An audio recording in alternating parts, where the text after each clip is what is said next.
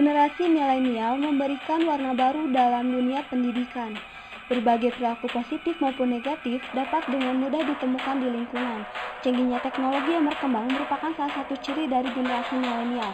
Akan tetapi, hal ini membuahkan beberapa permasalahan yang kerap terjadi, di antaranya adalah monofobia atau kecanduan gadget, cyberbullying di media sosial, penurunan moral, belum lagi permasalahan remaja yang sering dihadapkan dengan narkoba, radikalisme, bahkan seks bebas. Dalam mengatasi permasalahan ini, di era milenial, seorang konselor perlu melek teknologi sehingga mampu menyeimbangi generasi milenial.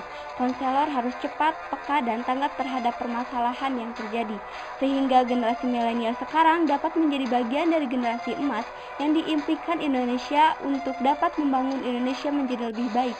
Dan di sini, saya siap wujudkan konselor yang inovatif di era milenial.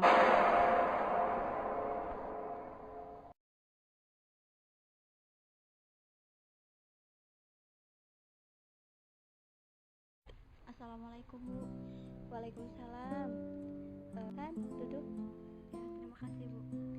Ada yang bisa saya bantu? Iya, Bu. Saya ingin konsultasi sama Ibu. Apakah sebelumnya pernah melakukan counseling? Belum, Bu. Oh, ya sudah, saya jelaskan terlebih dahulu ya, bahwa bimbingan konseling ini adalah proses yang dilakukan oleh dua orang secara tatap muka yang terdiri dari konselor, yaitu saya sendiri, dan konseli, yaitu kamu, yang mana di dalamnya itu terdapat 3 asas yang harus diketahui. Yang pertama, ada asas keterbukaan. Nah, di mana di sini klien harus secara terbuka untuk menceritakan semua permasalahan yang dihadapi tanpa adanya saling menutupi. Yang kedua, ada asas kesukarelaan, di mana seorang klien itu harus secara sukarela untuk menyampaikan semua jenis permasalahannya pada konselor. Dan yang terakhir, ada asas kerahasiaan, di mana di sini saya sebagai konselor akan merahasiakan segala bentuk permasalahan klien yang sudah diceritakan. Bagaimana? Apakah sudah mengerti? Sudah. Coba ceritakan apa yang menjadi permasalahan. Sejujurnya saat ini saya sedang mempunyai masalah yang cukup ganggu pikiran, Bu. Saya bingung nyeritainnya dari mana. Soalnya permasalahan ini tuh udah cukup lama banget, Bu. Saya mengerti bagaimana perasaan kamu. Coba luapkan saja apa yang sedang dirasakan. Jadi begini, Bu, saya merasa berubah gitu pada diri saya sendiri. Saya merasa sekarang saya menjadi anak yang malas belajar, bahkan pola hidup saya pun berubah. Jika boleh tahu, apa sih yang menyebabkan timbulnya perubahan itu?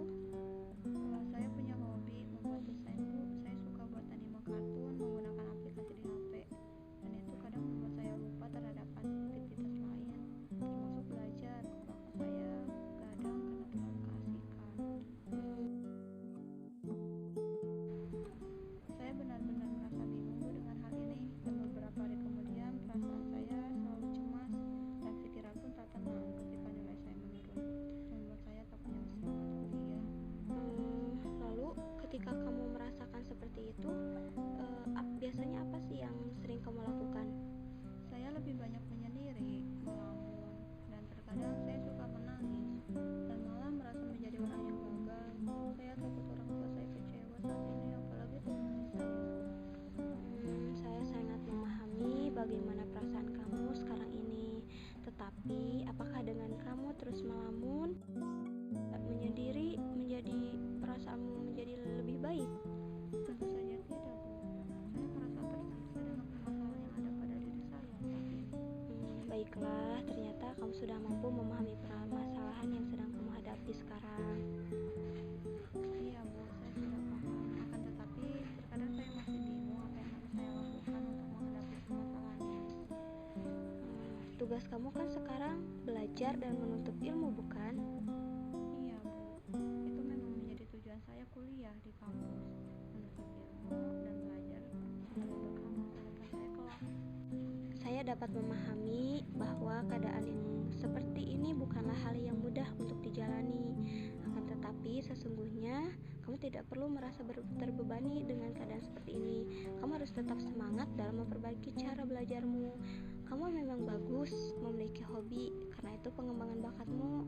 Tapi jangan sampai hal itu menurunkan semangat kuliah kamu dan mengganggu belajar kamu. Ingat loh, tidak semua orang bisa memiliki kesempatan untuk kuliah. Dan saat ini kan kamu sudah bisa kuliah, benar kan? Iya Bu, apa yang disampaikan memang benar.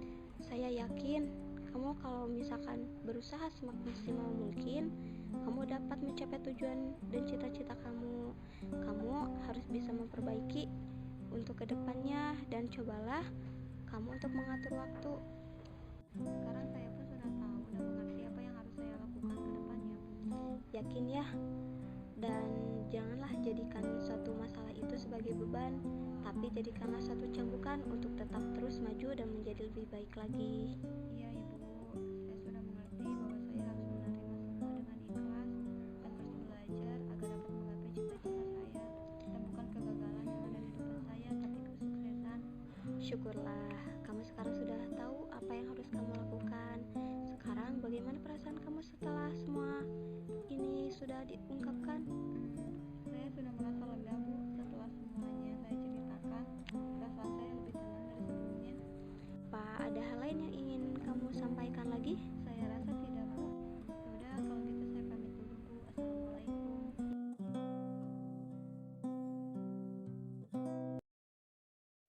Jadikanlah masalah sebagai sahabat terbaikmu, karena dia akan menjadikanmu lebih kuat.